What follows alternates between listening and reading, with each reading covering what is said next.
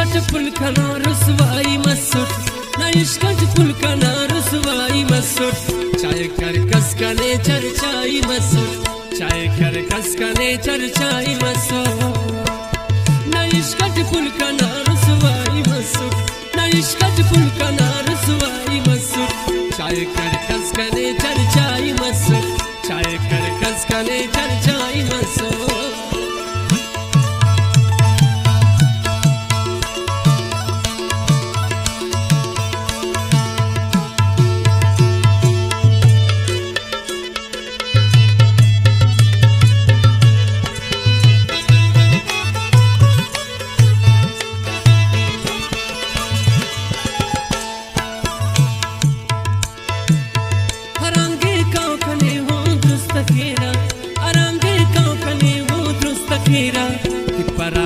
ते कन्या ईद बिठेरा ते परा होते कन्या ईद बिठेरा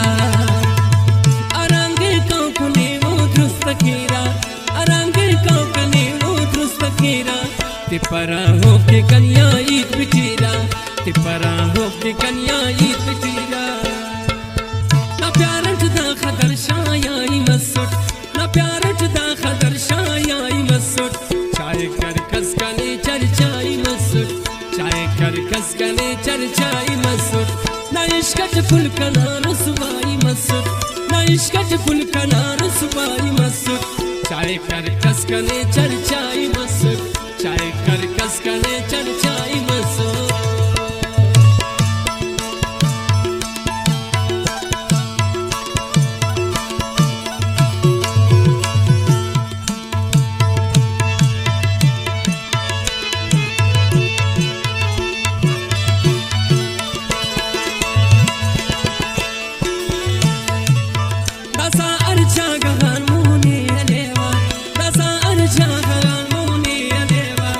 चुप चुप अंदरी वो काता देवा ये चुप चुप अंदरी वो काता देवा दसा अर्जा गगन मोने देवा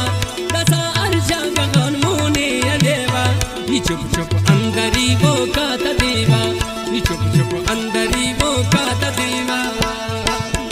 अखस मशहूर ना पिनाई मसुट अखस मशहूर ना पिनाई मसुट चाय कर कसकने चर्चाई मसुट चाय कर कसकने चर्चाई मसुट ना इश्कट पुलकना रसवाई मसुट ना इश्कट पुलकना रसवाई मसुट चाय कर कसकने चर्चाई मसुट चाय कर कसकने चर्चाई मसुट